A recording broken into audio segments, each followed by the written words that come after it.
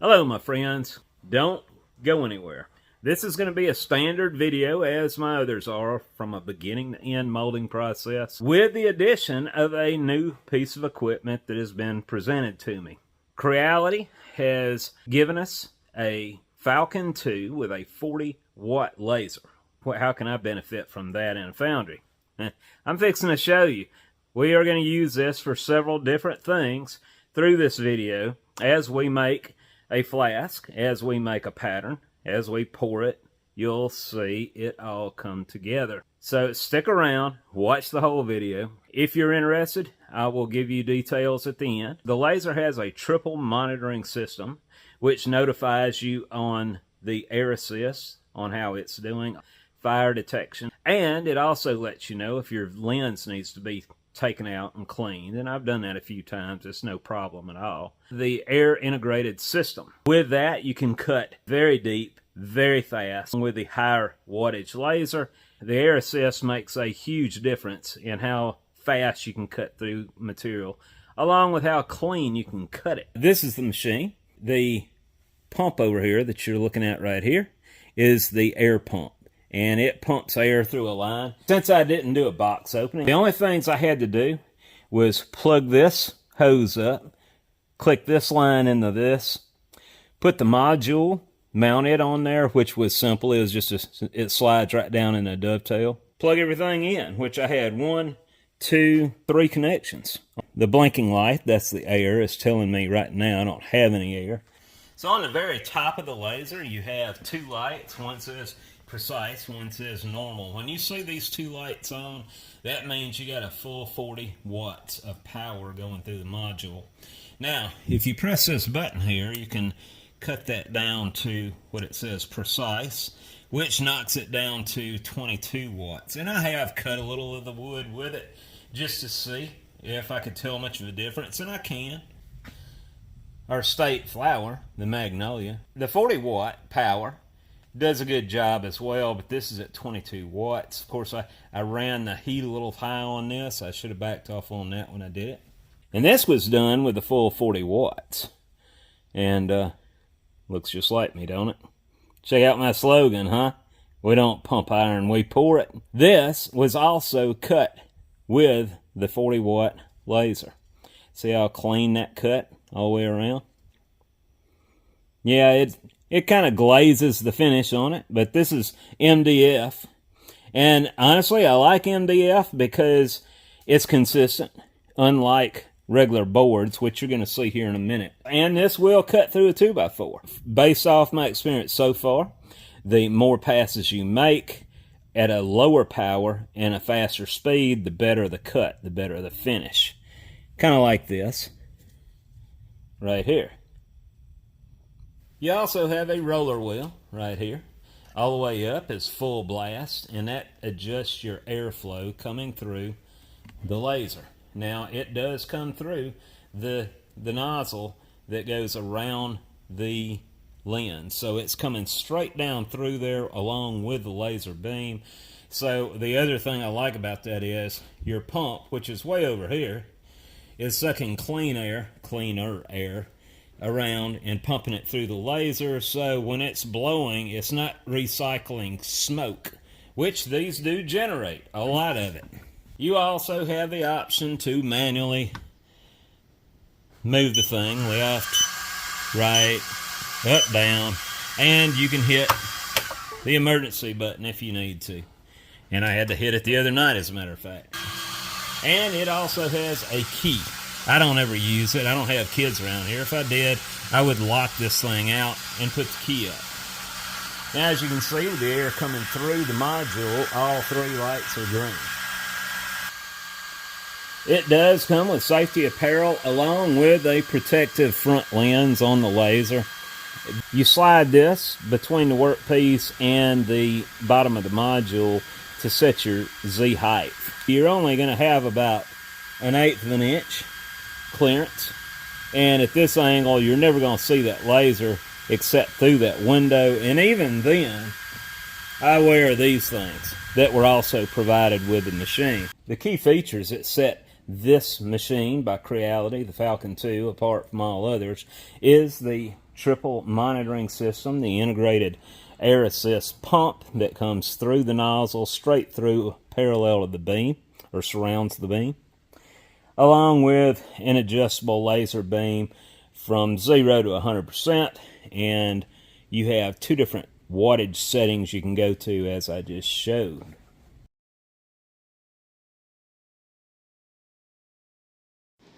What better way to demonstrate the capabilities of this machine than to start it off building flasks? And why not go ahead and put our logo on them while we're at it?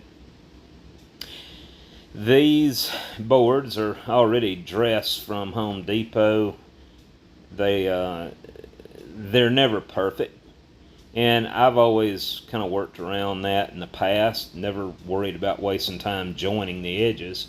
But now that we have a machine that will actually cut good straight edges on it, let's make these flasks a little narrower by wasting away 100 thousandths per side and do it right. The finger joints, I did have to make a little adjustment from one side to the other because of the width of the cut of the laser. I had to grow the tenon side to the mortise side by about probably about 5 or 6 thousandths to get a good snug fit. But after I figured that out, I can apply it to all size flasks, right?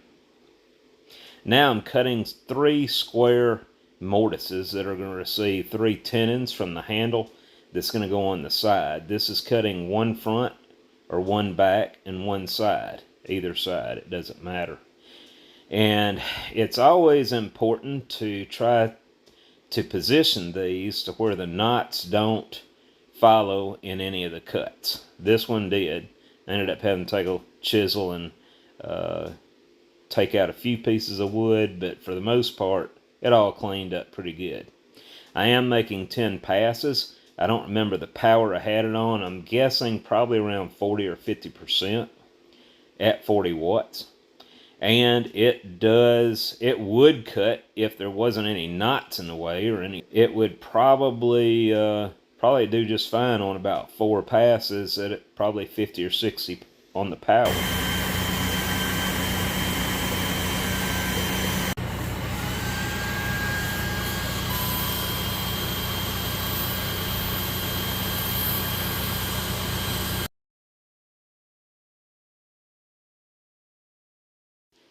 So this is the tenon handles that'll go into mortises that were cut on the sides on the previous clip. And I designed this to where we would have a good firm grip on the handle, along with be able to keep the registration pin aligned. So we're going to be cutting 3 with a hole in them, and then one is going to be just like it except with a slot to accommodate expansion and contraction over time with the other match from the coat and drag. Which, with me doing it like this, we should have a lot tighter tolerance flask than we've had in the past. So this is all glued up except for the registration pins. We don't have those put in yet, but you can get the idea. They fit great. Nice, square, flat boxes. Now, I didn't add this earlier, but I need to mention the reason I'm running so many excessive passes on this at a low power.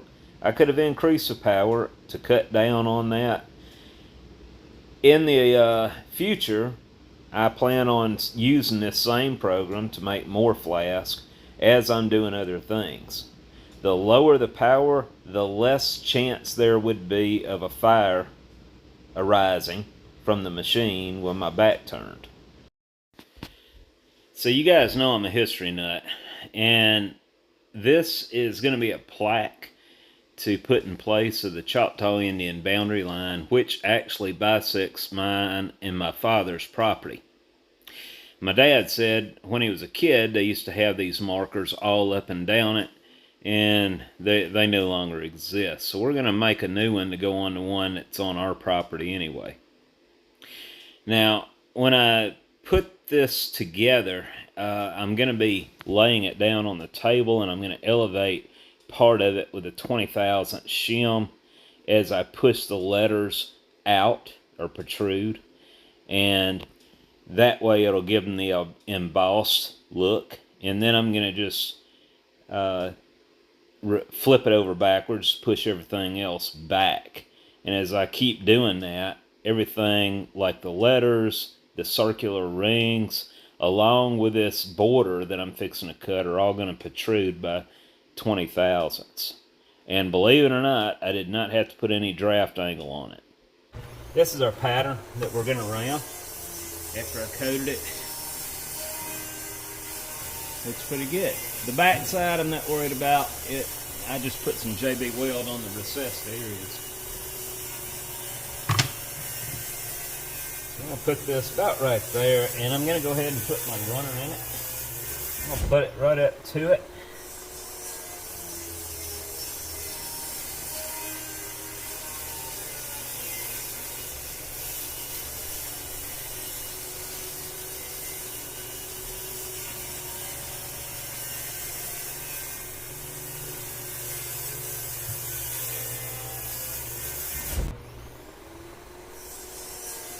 Calm this down a little bit.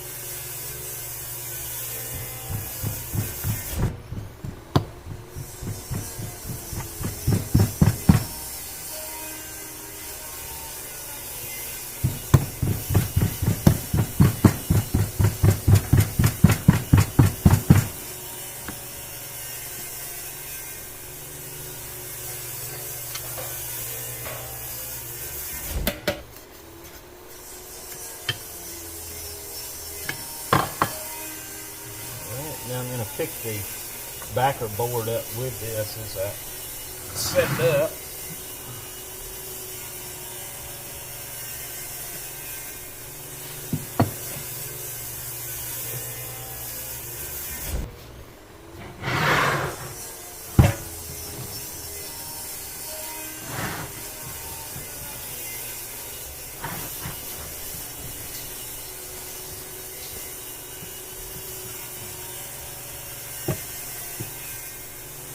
Now we're going to put some parting compound in here. Now I want to put my sprue right here in this corner and feed into that runner that feeds the pattern.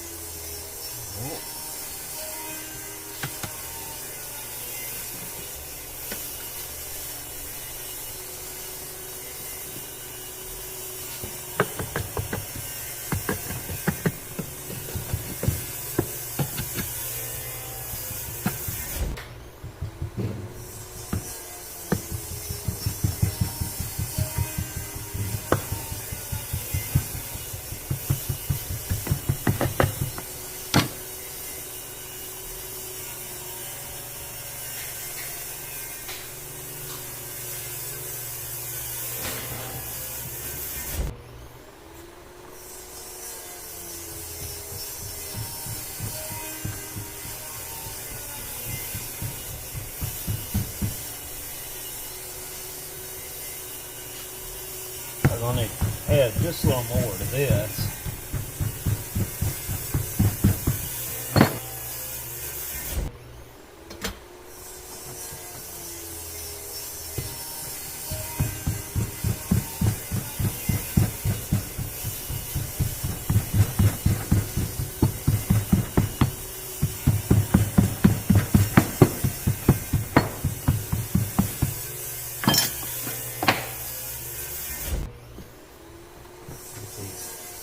corners a little tighter.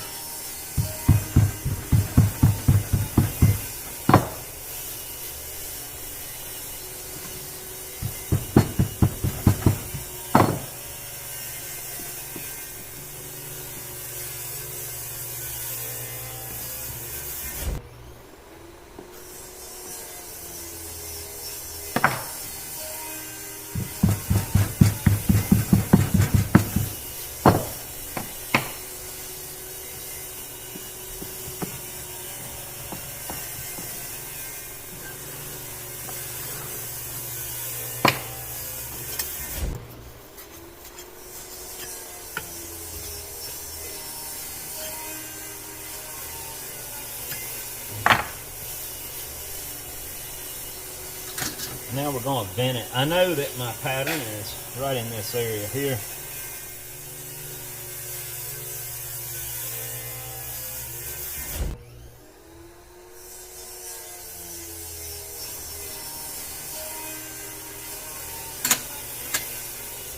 Alright, so now all I got to do is put my sprue. I'm going to put it right here.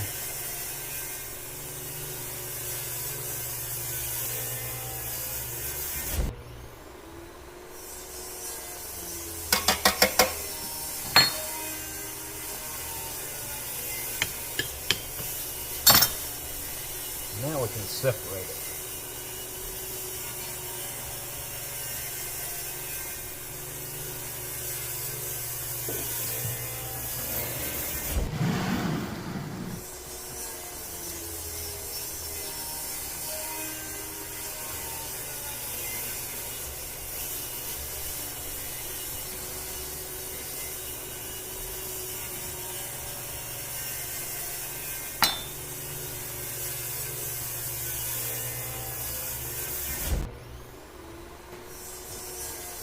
And we'll remove the existing runner.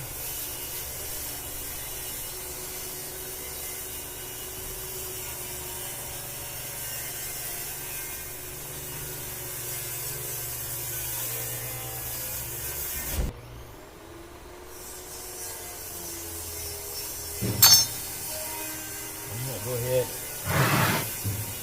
Got to get this pattern to fall out of there.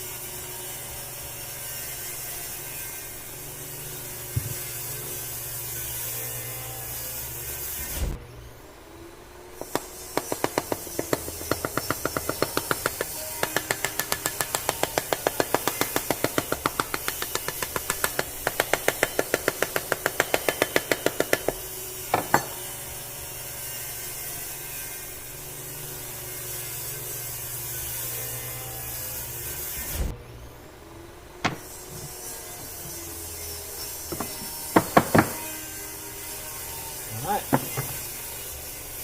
Pretty clean, guys. Pretty clean.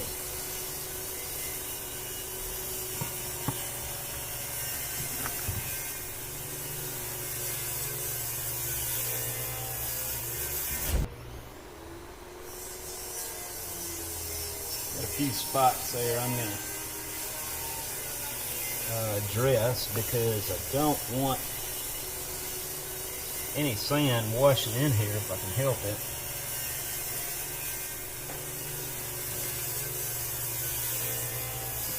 Turn it around this way.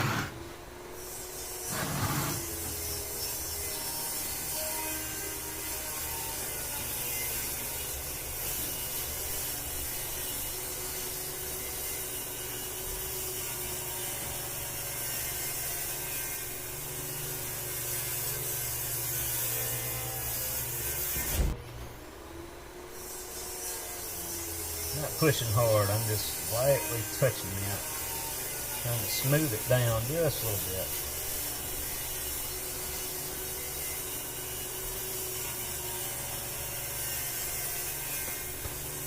Alright. And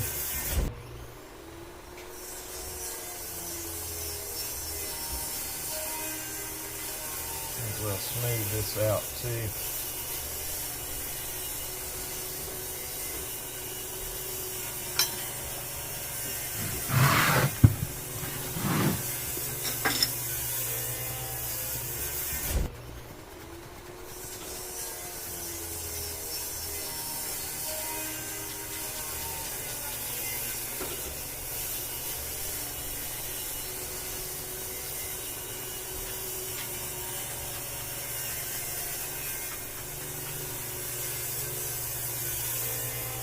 I don't use compressed air because my airlines are full of water. You don't want water on your molds. Bring you down here and show you the detail a little better. So this is a negative and it's going to pour a positive, right? So the only thing I have left to do is cut the pouring basin in the sprue that we just punched through, and I'm going to clean up the back side of this a little bit too, just in case there's any stray particles of sand that could wash around. Alright, so I'm going to go ahead and set this in place, just like that. And then from there, I'm going to set the coat down on top of it after I cut the pouring base.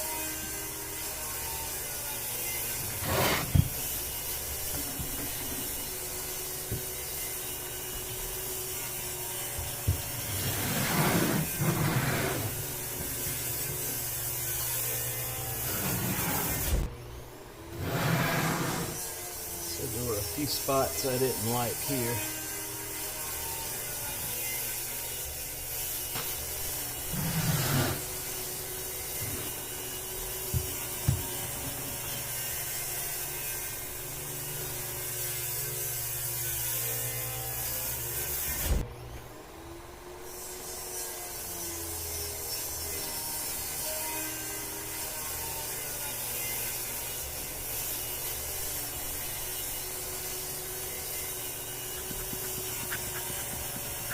I'm going to tell you guys, I'm most likely going to burn my flask, but I will take extra precautions to try not to do that.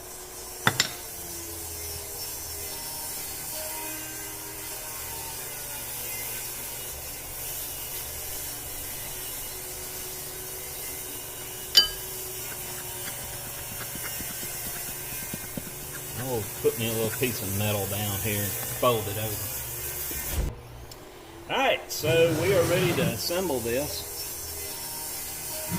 Josie's going to be making a few more molds, and then we're going to get a melt going and try to see how this goes.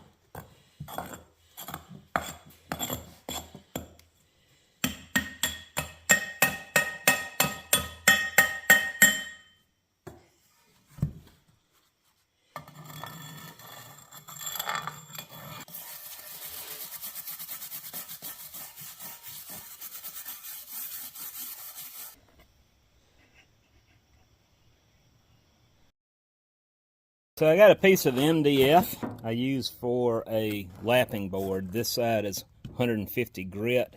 This side here is 220. And I have already put a patina on it. And now all I'm doing is lapping down the high spots and getting everything the same height. And that's all I do here is just keep the paper clean.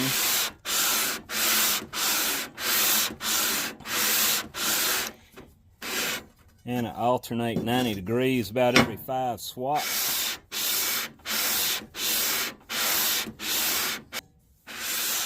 And I just repeat the process. Once I get this down to an even plane on every character, I will flip it over and swipe it on the 220 grit. Now we are removing quite a bit of bronze, so I have to do that and bump it off about every second or third time.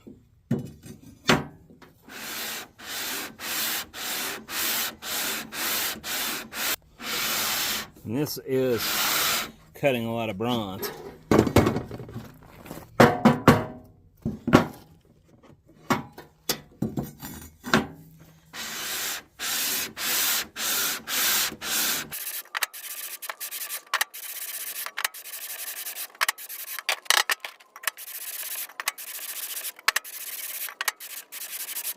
And this is usually where I'm missing the 4th screw, but I actually have it.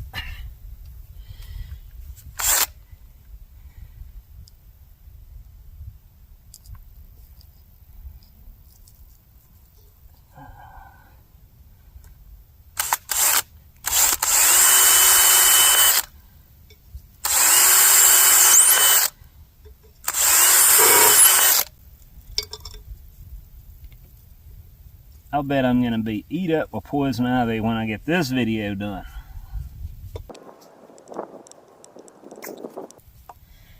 Needed a longer pilot drill. I'll tell you what, anybody want to steal this, they're going to have to work for it, especially after these screws seize up. Maybe this cedar won't grow over it. You know how hard it is to find flathead wood screws? I had to hunt for these.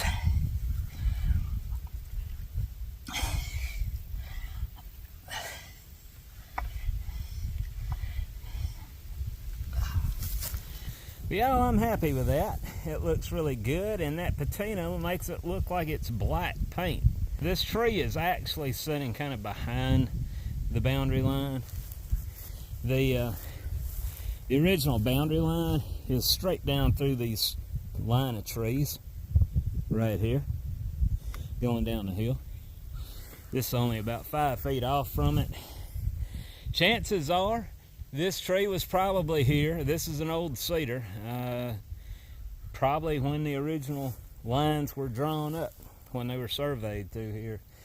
And in just a few more years, it'll be 200 years ago. My dad said, as I said earlier, this is the old oak tree. And yeah, that's an old horse-drawn road grader to the left of it. This actually sits directly on the line, and I don't think this is the original tree that was there that they used to mark it with. I think it was one that was here before that one. It had, from what I understand, they put a marker on the tree that was here before. Whatever happened to the marker, I don't know. I have no idea what material it was made out of or any of that stuff. But I feel like this cedar is going to be here another 100 years, opposed to that tree, which got hit by lightning not too long ago. Well guys, I hope you enjoyed the video. The laser cutter from Creality, the Falcon 2. I'm really enjoying that, what little bit of time I get to mess with it. But I can tell you, this little pattern here did not take any time to make. Design, layout, any of that. Of course, that's on the software, right? But that 40-watt laser will cut in no time. You can run it a lot faster than what I did. including through that 2x4, but I just didn't want to catch the place on fire. If you're interested in one of these machines, contact Creality. I'm gonna put the link below. I have to admit, I'm very, very happy with it. Now, as you saw in the video, I did not use any kind of honeycomb structure. I don't really need it so far. I may get one later. Anyway, I hope you enjoyed the video, and I'll talk to you later. One more added note to the locals around here that may not know this, but the Choctaw Indian boundary line was also the Scott County and Rankin County line up until around 1890, and they shifted the county line about 3 or 4 miles to the west of us. And the only reason I know that is I'm big into my own family genealogy, and I was trying to figure out why my great-grandparents and their parents were all their records were at the Rankin County Courthouse. And it wasn't until a few years ago I discovered we actually shifted the county line at the turn of the century. So for those of you around here that are watching, if you didn't know that, now you do. From here, it looks like it's an address label going up my drive. I didn't think that out too well, did I? But yeah, that's the foundry behind me. And, of course, this is the old horse-drawn road grader I thought you'd like to see. And I never told you all this. I thought some of you might find this interesting. But right here at this old limb, Dad wanted to pour a slab on it and keep it upright, and he wants to put a sign on it, so I guess I know what we're going to be making in the future to go on it, the old Easterling Cemetery. And a lot of it's covered over by gravel now. There's no headstones or anything like that. My folks were pretty poor. Yeah, we're going to try to put something up here just to let people know there is a cemetery here. If in the event we're gone 100 years from now and they want to develop this area, they'll know. And the cast iron cross that I poured, I'd like to put it here too. I did that for Easter several years ago. If you haven't seen it, you can see us pouring a great big cast iron cross. I'll plug the link in here. And anyway, again, y'all take it easy. Josie is making good old-fashioned tomato juice.